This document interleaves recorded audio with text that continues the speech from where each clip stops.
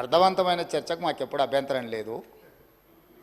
కానీ అబద్ధాల ప్రాతిపదికన ప్రజలు శిక్షించిన తర్వాత కూడా ఇంకా ఇదే ఊకదంపుడు ఉపన్యాసాలతోని ప్రజల్ని మభ్యపెట్టాలని చూస్తే ప్రజలేమో అమాయకులు కాదు సార్. ఎందుకంటే అసెంబ్లీ ఎన్నికలలో లెక్క తేల్చారు. ఆ లెక్కతో సరిపోక ఇట్లనే మొదటి శాసనసభ సమావేశాలలో తొండి లెక్కలు అన్నీ చెప్తే పార్లమెంట్లో గుండు సున్నిచ్చారు. అయినా కూడా ఆలోచన మారలేదు, విధానము మారలేదు. ఔటర్ రింగ్ రోడ్డు 159 కిలోమీటర్లు ఆనాడు కాంగ్రెస్ పార్టీ అద్భుతంగా ప్రపంచానికే ఆదర్శంగా ఉండే ఔటర్ రింగ్ రోడ్డును నిర్మిస్తే లక్షల కోట్ల రూపాయల విలువైన ఔటర్ రింగ్ రోడ్డును పల్లి బఠానీలకు అమ్ముకున్నట్టు 7,000 కోట్ల రూపాయలకు అమ్మి తెగనమ్మి గొర్రెల పథకము ఎన్ని గొర్రెలు ఇచ్చిండ్రో ఎన్ని గొర్రెలు ఉన్నాయో ఇవాళ మొత్తం లెక్కలు తేలినాయి. గొర్రెల మీద ఏసీ బోళ్ళు ఊరికి అట్లా మీద ఇట్లా తడిమి చూస్తే ఆల్రెడీ 700 కోట్లు గొర్రెల పేరు మీద దిగమింగినరని చెప్పి ఈరోజు రిపోర్ట్స్ వచ్చినాయి. కేసీఆర్ కిట్టులో ఏం అవినీతి జరిగిందో వారు కోరుకుంటే విచారణకి ఇద్దాం, దాని మీద కూడా పోదాం. ఇదే కాకుండా గొప్ప పథకం అని చెప్పిన బతుకమ్మ చీరలలో జరిగిన అవినీతి మీద కూడా బతుకమ్మ చీరలు చేనేత కార్మికులకు పని కల్పిస్తున్నాం అని చెప్పి సూరత్ వెళ్ళి కిలోల కింద చీరలు తీసుకొచ్చి ఆడబిడ్డల్ని మభ్యపెడితే ఆడబిడ్డలే బయటకు వచ్చి తగులబెట్టిర్రు. అవి ఏడగడుతురు వ్యవసాయ పొలాలలో పిట్టలను బెదిరించడానికి బతుకమ్మ చీరలు కడుతున్నారు. ఆడబిడ్డలు ఎవరు కట్టుకోలే అధ్యక్ష. అంటే బతుకమ్మ ఒక సెంటిమెంట్ తెలంగాణ ఆడబిడ్డలకు, ఆ సెంటిమెంట్ను కూడా దోపిడీకే ఉపయోగించుకున్నారు. గొర్రెలు మా యాదవ్ సోదరులు అమాయకులు, మంచోళ్ళు, నమ్మితే ప్రాణం ఇచ్చేటోళ్ళు మా కుర్మ యాదవ్ సోదరులను అడ్డం పెట్టుకొని 100,000 కోట్ల రూపాయలు కొల్లగొట్టి మింగుతే ఇవాళ వాళ్ళ పంపకాలలో పంచాయతీలు వస్తే పోలీస్ స్టేషన్లో వాళ్ళే ఫిర్యాదు చేసుకుంటే ఆ కేసు ఏసీబీ విచారణకు తీసుకుంటే ఇవాళ ఇప్పటికే మీదనే 700 కోట్ల రూపాయలు వచ్చినాయన్నారు. ఇప్పుడు ఈడోళ్ళు వచ్చి కూర్చున్నారు. అదేవిధంగా మొన్నటి వరకు పదే మమ్మల్ని సవాల్ విసిరిండ్రు. ఏమని? అసలు కాళేశ్వరం మీద మేము పెట్టిందే 80,000 కోట్లు, కాళేశ్వరం ప్రాజెక్టే 80,000 కోట్లు అయితే 1,00,000 కోట్ల రూపాయల అవినీతి ఎట్లా జరిగింది? రాహుల్ గాంధీ గారు లీడర్ కాదు రీడరు అని ఇట్లాంటి మాటలు వీళ్ళే మాట్లాడారు. ఇప్పుడేమంటుండు? ఇప్పటి వరకు మేము 94,000 కోట్ల రూపాయలు కాళేశ్వరం ఖర్చు పెట్టినామంటున్నాడు. నిన్నటికి నిన్న పోయి చూసిర్రు ఎట్లా కూలిందో, ఇంకేమైనా మిగిలిందా లేదా అని. ఇవాళ ఇన్ని తప్పిదాలు చేసి ఉన్నాయని నమ్మి రంగారెడ్డి జిల్లాలో తమ రంగారెడ్డి జిల్లా నుంచి రిప్రజెంట్ చేస్తున్నారు అధ్యక్ష. మా మల్రెడ్డి రంగారెడ్డి గారు ఎప్పుడు మొత్తుకుంటుంటారు, అన్నీ మా భూములు అమ్ముకున్నారు, కనీసం మాకు రోడ్లు కూడా వేయలేదు, మా డ్రైనేజ్కి కనీసం మురికి కాలువలు కట్టుకోనికి కూడా నిధులు ఇవ్వలేదు, మా కాలేజీలు కూడా కట్టుకోవడానికి నిధులు ఇవ్వలేదని మా మల్రెడ్డి రంగారెడ్డి గారు అంటుంటారు. ఎన్ని వేల కోట్ల రూపాయల భూములు అమ్మినరో ఇవాళ లెక్క తీద్దాం అధ్యక్ష. ఇవాళ అప్పుల లెక్క ఏదైతే చెప్తుండో అమ్ముకున్న లెక్కలు చెప్తలేడు. ఇవాళ మేము ఇది కట్టినాం, మేము అది కట్టినాం, ఈ కట్టడాలు చెప్తున్నాం. అమ్ముకున్న లెక్కలు కూడా తెలవాలి కదా అధ్యక్ష. మనకి తాతలు ముత్తాతలు ఆర్నమెంట్స్ ఇస్తారు, ఆస్తులు ఇస్తారు, బంగారం ఇస్తారు. మనకి ఇంట్లో ఆడబిడ్డలకు ఉండనీక అని చెప్పి బంగారం ఆభరణాలు ఇస్తారు. కానీ ఇంట్లో ఎవరో ఒకరు వ్యసనాలకు లోనయ్యి తాగుడుకో జూదానికో అలవాటు పడి తాతలు ముత్తాతల నుంచి వచ్చిన బంగారం అంతా తెగ నమ్ముకుంటారు, భూములు తాకట్టు పెడతారు.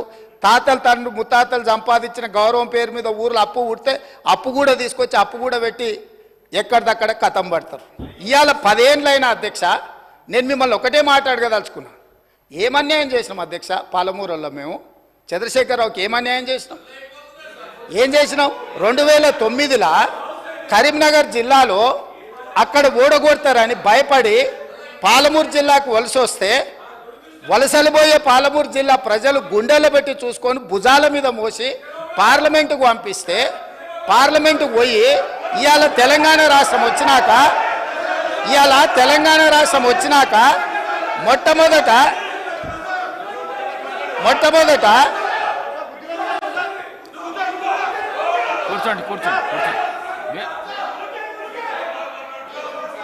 మొట్టమొదట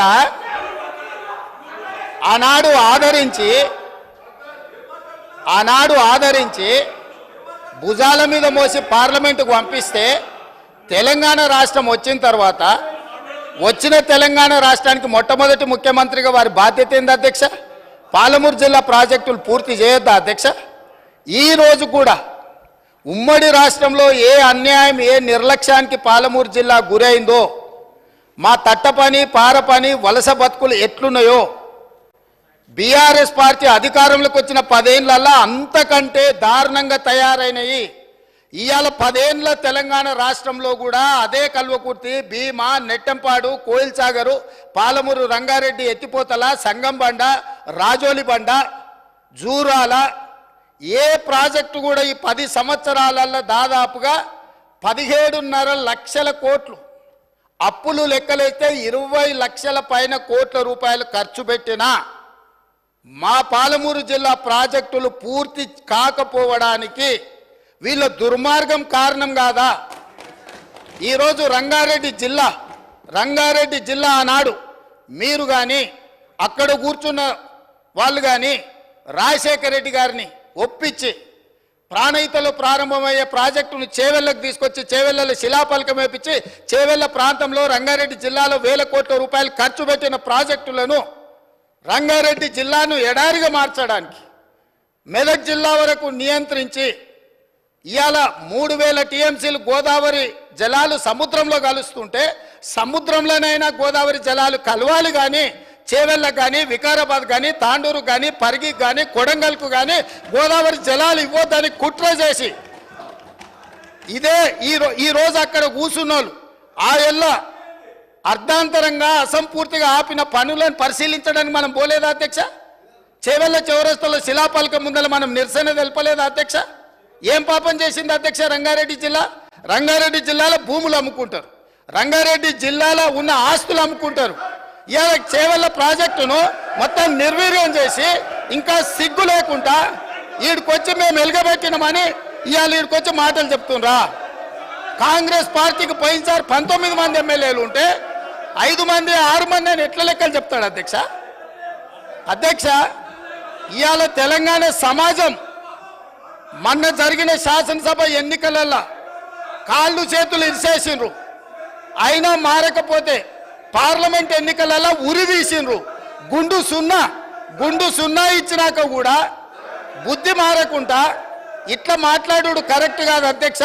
విద్యుత్తు మీద కూడా నేను మా మంత్రివర్యులు చెప్తారు, విద్యుత్తులో కేంద్ర ప్రభుత్వాన్ని మేము ఏదో పోరాటాలు చేసినామని తప్పుడు ఒప్పందాలు ఏమేం చేసిండ్రో, మీటర్లు పెట్టడానికి ఒప్పుకున్న అనుమతులు ఏంటో అన్ని లెక్కలు తీసి ఇదే సభలో పెట్టి అడుగుతాము.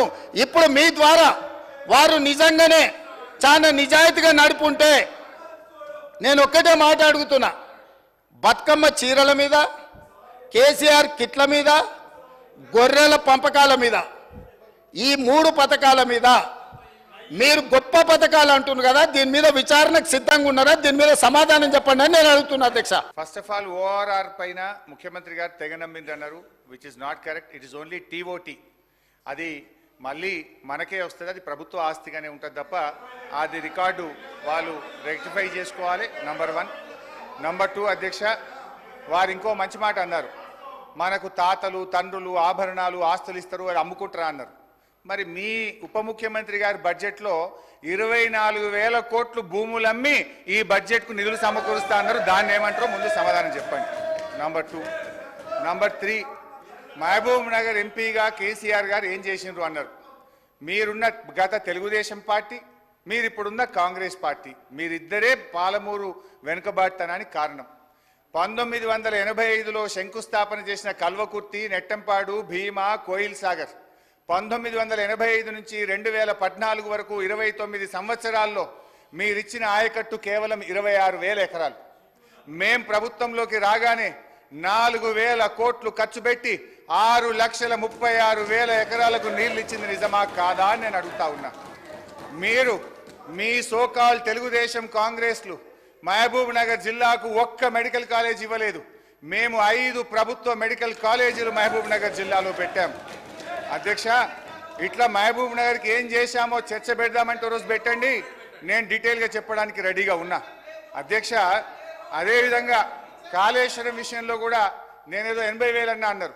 ఇరిగేషన్ వైట్ పేపర్ విడుదల చేసిన రోజు ఇక్కడి నుంచే నేను మాట్లాడిన ఆ రోజు 94,000 చెప్పినా ఈ రోజు 94,000 చెప్పినా మీరు సరిగా గుర్తుపెట్టుకోక సభను తప్పుదో పట్టించారు. ఇకపోతే ఇంకా చాలా విషయాలు అడిగారు, ఆయనకు అన్నిటికీ సమాధానం చెప్పగలుగుతా. బతుకమ్మ చీరల విషయంలో మహిళల్ని అవమానపరిచే విధంగా ముఖ్యమంత్రి గారు మాట్లాడారు. ఆయన వెంటనే క్షమాపణ చెప్పాలి, లేదా దాని సభ రికార్డ్స్ నుంచి తొలగించాలని చెప్పి నేను కోరుతా ఉన్నా. అధ్యక్ష, నేను ముఖ్యమంత్రి గారు చాలాసేపు చెప్పింది కానీ నేను పోతే నా సబ్జెక్టు డీవియేట్ అవుతుందని నేను అందులోకి డీటెయిల్గా పోతలేను. బట్ ఇప్పుడు నా డిస్కషన్ పెట్టండి, I'm ready to answer any question please. అధ్యక్ష, ఇట్లా అప్పులు ఆస్తుల గురించి మాట్లాడే క్రమంలో ఈరోజు మెడికల్ కాలేజీలు కానీ నర్సింగ్ కాలేజీలు కానీ మీరు కూర్చుంటున్న సచివాలయం కానీ అప్పుడప్పుడు మీరు రివ్యూకు పోతున్నటువంటి పోలీస్ కమాండ్ కంట్రోల్ రూమ్ కానీ అదేవిధంగా గురుకులాలు కానీ ఇట్లా రైతు వేదికలు కానీ ఎన్నో ప్రగతి భవన్ కానీ ఇవాళ మా బట్టెన్ ఉంటున్న ప్రగతి భవన్ కానీ ఇట్లా ఎన్నో ఆస్తుల కల్పన కూడా చేశాం. అందువల్ల దయచేసి ఎప్పుడు ఒక ప్రభుత్వం మీద గత ప్రభుత్వం మీద దుమ్మెత్తడం మాని మీరేం చేస్తారో చెప్పండి. అదేవిధంగా అప్పుల విషయంలో క్లారిఫై చేశాం. ఇక భవిష్యత్తులో అనవసరంగా తప్పుడు ప్రచారం గోబల్స్ ప్రచారం మానుకోవాలని చెప్పి నేను కోరుతూ అధ్యక్ష